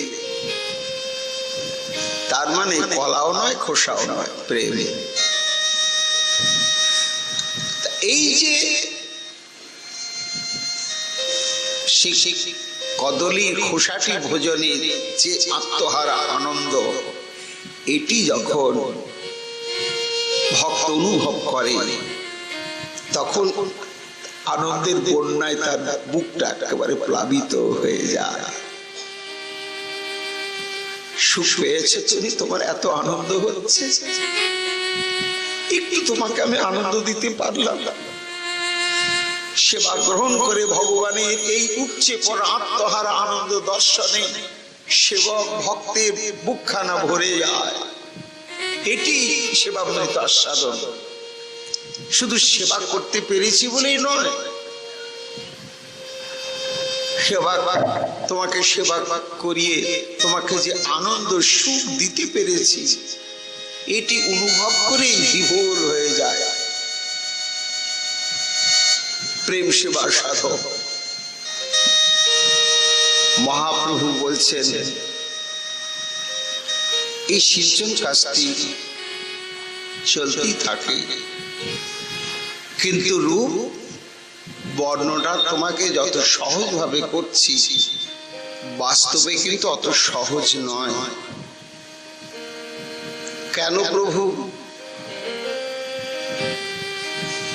না, তুমি জল সিঞ্চন করছো সবই, কিন্তু যদি সংরক্ষণ প্রচেষ্টা না থাকে তাহলেই কিন্তু বিপদ। সেটা আবার কেমন প্রভু? যদি বৈষ্ণবে অপরাধ ওঠে হাতে মাথা, উপাড়ে বা ছিন্নে তার শুকি যায় পাতা। যদি শক্ত বেড়া না দেয়া যায়, তা জানো তো যেখানে এই লতার চাষ হয় সেসব এলাকাতেই জঙ্গলি হাতি খেপে গিয়ে ওই সব জায়গায় চলে আসে। এমনি হাতি তো বলবান জন্তু, তার সঙ্গে পারা মুশকিল। কি বড় বড় মাটির দেয়াল অনায়াসে একেবারে ভেঙে দিয়ে ঘরের মধ্যে চাল টাল যা তাকে হরিবোল করে দেয়, নিজের দেখা। আর সেটা খেপা হাতি যদি হয় তাহলে তো কি তার গায়ে শক্তি। তা জানো এই সাধারণ ছাগল গরু তো হলো একটা ভয়ঙ্কর বিপদের সম্ভাবনা। সেটি হচ্ছে কখনো কখনো খেপা হাতি চলে আসে। ও ছোটখাটো বাঁশের বেড়া দিয়ে তাকে ঠেকানো যাবে না। সেই খেপা হাতির পরিচয়টা কি? যদি বৈষ্ণব অপরাধ ওঠে হাতি মাতা, মাতা শব্দে প্রমত্ত। এই বৈষ্ণব অপরাধকে প্রমত্ত হস্তির সঙ্গে তুলনা করলেন মহাপ্রভু। মাতাল হাতি দিক বিদিক জ্ঞান শূন্য থাকে না এবং তার বিবেক বলে কিছু থাকে না। ডট করে একেবারে সুর দিয়ে ধরে পেটের উপরে পা তুলে হরিবোল করে দিচ্ছে, একটু দয়া মায়া দেখায় না। কিন্তু হাতি যখন প্রকৃতিস্থ থাকে তখন কিন্তু তার বিচার বোধ আছে, মারে না। খেপা হাতি প্রমত্ত হাতির সেটা জ্ঞান থাকে না। তা সেই হাতিটির স্বরূপটি কি হচ্ছে? বৈষ্ণব অপরাধ। সাধু সাবধান, বৈষ্ণবের স্থানে যদি হয় ক্ষুদ্র অপরাধ, মহা মহা ভজনেতে পড়ে যায়, এবার এইখানেই তো ডুবে যাচ্ছে, শেষ হয়ে যাচ্ছে। জ্ঞাত অজ্ঞাত সারি প্রতিদিনই বৈষ্ণব নিন্দা করছে। তো অপরাধ বলে কাকে? পাপ আর অপরাধের মধ্যে পার্থক্য রয়েছে। বেদ বিগলিত কর্মকে বলা হয় পাপ। বেদ আমাদের একটা সীমানা নির্ধারণ করে দিয়েছে কর্তব্য আর অকর্তব্যের। যেমন মিথ্যে কথা বলা পাপ, সীমানা করে দিয়েছে। আমি যদি মিথ্যিক বলি ওটার সঙ্গে সঙ্গে পাপ হবেই, আর কর্মফল ভোগ করতেই হবে। কিন্তু অপরাধ সেটা নয়। অপরাধ আরো সূক্ষ্ম এবং আরো ভয়ঙ্কর। পাপের কর্মফল ভোগ হয় দেহে। পাপ করলো, একটা শুকুর জনিতে জন্ম হলো, তখন কষ্ট পাচ্ছে শুকরের দেহটা, কিংবা নরকে গিয়ে তাকে নরক যন্ত্রণা ভোগ করাচ্ছে, ভোগ করছে দেহটা। কিন্তু পাপের কর্মফল ভোগ হয় যেমন দেহে, আর অপরাধের কর্মফল ভোগ হয় আত্মাতে। পাপ আত্মার উপরে প্রভাব বিস্তার করতে পারে না, দেহটার উপরে। কিন্তু অপরাধ দেহের প্রতি তার কোনো কিছু নাই, আত্মাকেই সে প্রভাবান্বিত করে দেয়। অপরাধ অপশব্দে অপগত হয়, রাত শব্দে সন্তোষ বা সন্তুষ্টি।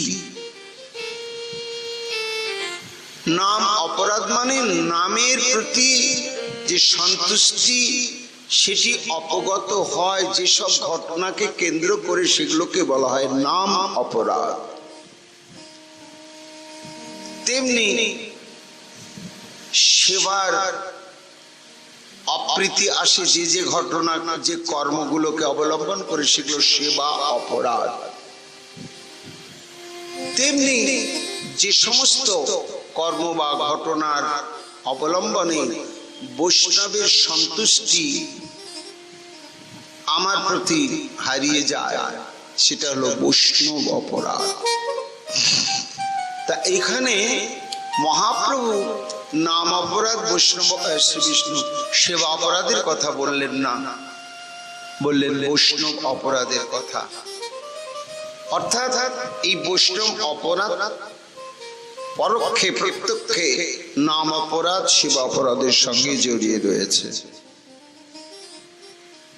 10 প্রকার নাম অপরাধের মধ্যে দেখুন প্রথমেই রয়েছে সাধুর নিন্দা। তা সাধুর নিন্দাটা এমন একদিকে নাম অপরাধ আর একদিকে বৈষ্ণব অপরাধ।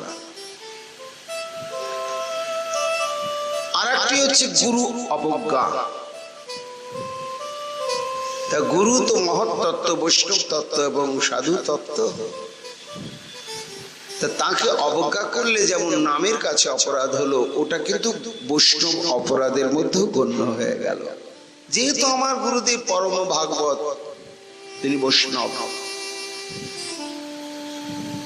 তো এই জন্য এই বৈষ্ণব অপরাধকে গুরুত্ব দেওয়া হয়েছে।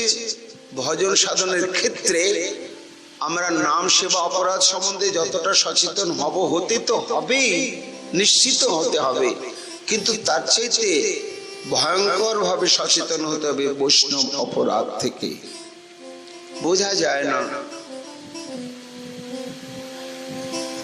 যে বৈষ্ণব অপরাধ আমরা কিভাবে করে ফেলছি, হাসতে হাসতে আর বুঝতেই পারছি না। তা দীর্ঘদিন ছোট ছোট বৈষ্ণব অপরাধ জমতে জমতে বড় বড় বৈষ্ণব অপরাধের কারণ সৃষ্টি হয়, শুকিয়ে যায়, সব শেষ হয়ে যায়। কত দেখলাম ভয় হয় যে এখনো তো কতদিন থাকবো শরীরে কে জানে, কখন পদচ্যুতি ঘটবে বলা যাবে না। কত কত এগিয়ে যাওয়া জীবনকে দেখলাম আবার কোথায় অন্ধকারে হারিয়ে গেল। তাই মহাপ্রভু বলছেন, শোনো, যদি বৈষ্ণব অপরাধ উঠে হাতি মাতা কি হয়, গাছটাকে লতাটাকে উপড়ে দেয়, উপাড়ে ছিঁড়লে তার শুকিয়ে যায় পাতা, ছিঁড়ে উপড়ে সব শেষ করে দেয়, তার অস্তিত্বই রাখে না। এত বড় বৈষ্ণব অপরাধ বস্তুতি। শাস্ত্র বলছে, হন্তি নিন্দন্তি বৈদেষ্টি বৈষ্ণবান্নাভিনন্দতি ক্রুদ্ধতে জাতিন হর্ষং দর্শনে পতনানি ষট। 6 প্রকার বৈষ্ণব অপরাধ। হন্তি, কোন বৈষ্ণবকে প্রহার করলাম, এমন কিছু নিকৃষ্ট কর্ম করলো, হিসাব মেলাতে পারলাম না, তাকে প্রহার করলাম, পুলিশে দিয়ে দিলাম। ভণ্ড কোথাকার, ওকে সাধু বলে পুজো করবো না কেন? এই নিকৃষ্ট কর্ম যা মানুষে করতে পারে না করলো, কারণ লোকটা আসলেই তো বদমাস, সাধুর ভেদ ধরে রয়েছে। ওকে যদি শাস্তি না দেওয়া যায়, ওই দৃষ্টান্তের লোক আরো ভণ্ডামি করতে শুরু করবে। আমি একবার মনে হচ্ছে কত ন্যায় আচার, কিন্তু শাস্ত্র কি বলছে? শাস্ত্র ধরে ভগবান নিজেই বলছেন, অপিচিত সুদূর আচার ভজতে মামনন্য ভাগ সাধুরেব সমন্তব্য সম্যক ব্যবহৃত। অর্জুন শোনো, আমার ভক্ত সদাচারী কদাচারী দুরকমই আছে। দুরাচারী ভক্ত কারা? তারা হয়তো কোনো স্বার্থ সিদ্ধির উদ্দেশ্যে সাধুর বেশ ধারণ করে ভজন করছে, উদ্দেশ্য তার অন্য, কিন্তু আমাকে ভজন করছে, ভজন শব্দের সেবা করছে। কি সেবা? সব থেকে বড় সেবা নাম সেবা, নামটা করছে। তো চুরিও করছে, হরিও বলছে, তুমি বলো এটা চুরি করবে আর তাকে সাধু করবো? বলে না না না না। কেন না? অসৎ প্রবৃত্তি আগন্তুক, আত্মাতে সেটা নেই। কিন্তু আত্মা নিত্য শুদ্ধ বুদ্ধ, ওটা আগন্তুক এসেছে। কেন এসেছে? আমার কর্মফলের জন্য। আমার কর্মফলই তাকে ডেকে নিয়ে চলে এসেছে। তা যে আগন্তুক সে চিরদিন থাকে না। থাকে কি? বাড়িতে কোনো আগন্তুক এসেছে, সে কিছুদিন থাকে, তারপরে তো চলেই যাবে। তা তেমনি আত্মাতে যে অসৎ প্রবৃত্তি প্রবণতা এসে গেল, এটা আগন্তুক কর্মফলের জন্য এসেছে। ওটা তুমি বড় দেখবে না। হরিটা বলছে এটা তার স্বরূপগত ধর্ম।